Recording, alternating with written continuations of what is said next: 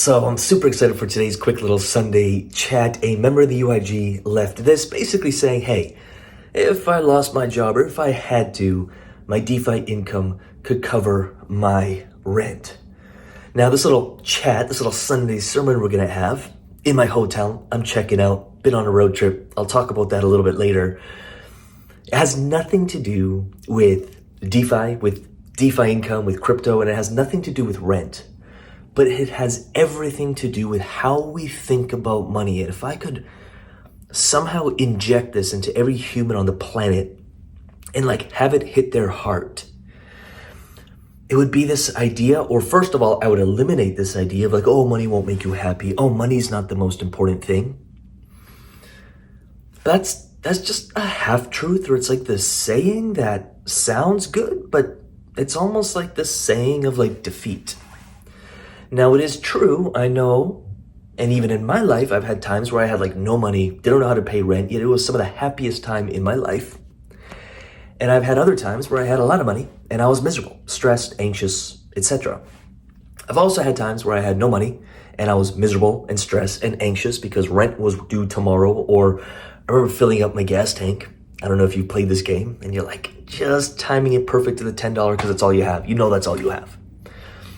And I've also had times in my life where I had money and I was extremely happy. And I started looking at that and I'm okay, there's could I figure out the formula for hey, can I create money and also create happiness? And it came down to how I used that money. And to me, my consistency for joy and happiness in life has dramatically increased the more money I've gotten, because I use that money for one thing: to buy back my time.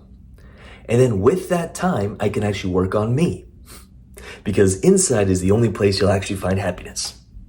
I've rented supercars, dreams come true, yet I'm sitting in rush hour traffic, miserable, my back hurts because the supercar sucks, and I just want to get home and go down to the beach and get away from this thing. It has everything to do, it's inside. It's not the supercar, it's not the bigger house, it's not that we all know that. And I think that's where that saying comes from. It's oh, money won't make you happy. Buying a bigger house won't make you happy. You're going to normalize it really quick. Getting a cool car, you're going to normalize it really quick. It'll create joyful moments, but it's not going to be a net positive to your overall happiness in any big dramatical way.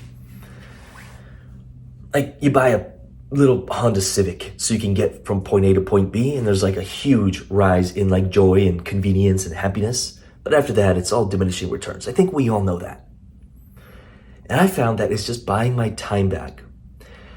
So this member put, if I didn't have to work, or if I left work, my rent would be covered. Would that create more happiness or less? I want you to answer that. That's the point. That's the game we're playing. How do we create cash flow so if we chose not to work, if we couldn't work, if we got sick, or if we had to miss a month, or if we wanted to go travel, hey, our base expenses are covered. And I think there's a step further, which I think this member is going to realize, is at some point it's whoa, I can buy all my time back, and now I can spend hours per day working on me, the inside stuff, the stuff that actually matters, and giving back to society, or starting a business, or starting something that gives me fulfillment so I can wake up every day, feel fulfilled. Will that create more happiness in your life, yes or no?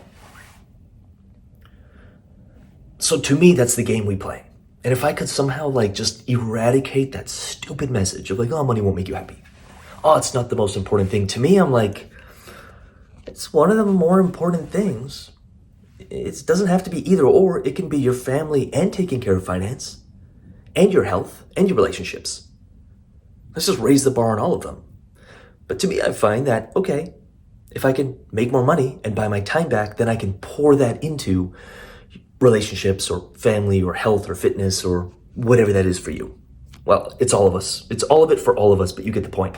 Which part is lacking and which part can you breathe more life into? And it's difficult to do, especially if you live in kind of this society that we've constructed. And I do think that's the way society is constructed, is keep everyone so busy, running on the hamster wheel, that they don't have time to actually create fulfillment and start making decisions for themselves, because, well, people are harder to control. I do believe that the system is created like that I don't care who did it. I don't care about the conspiracy theories. I don't care about any of that. I think people are inherently good, but the system was created for that. And people are just damn busy trying to keep up, and they don't have any time. And so they can't work on themselves, and they can't find deeper levels of fulfillment, and they can't think for themselves, nor do they want to, because if they do, there's consequences to that. And they're easy to control. That's actually a big motivator of why we do what we do in like financial education, getting people financially free so they can say, no, F you. I'm not going along with that. I'm going to forge my own path. And what if every human being started thinking that way? A lot of the things that we see on a political level or on so many levels, we would just no longer tolerate it and say, no, that's not okay. You can't control us. I can dream. But we can't all do that individually. And to me, that was my biggest greater motivator for becoming financially free. And it's a big motivator of why I talk about this stuff. Money can and will make you happy depending on how it's used. I'll end up with this, as I have seen people, and I actually did a bit of this too, but they got money and they started spending it and investing it in all the wrong places, thinking that buying that stuff would make them happy. And then they're sitting on a beach somewhere and they're starting to, idle hands are the devil's playground. They start to slip into some deep depression, and that creates a cycle of consumerism and needing to buy things to fill that void. And now, it ain't gonna lead to happiness. And I think a lot of people make that mistake. But what if you just said, okay, how do I buy all my time back and then work on me? How do I become a better person? I promise you that more joy, more happiness is the outcome. It's inevitable. It has to be. Cheering for you is so damn hard. I gotta check out. I've been here at a wedding, and I'm gonna be driving the R8 home.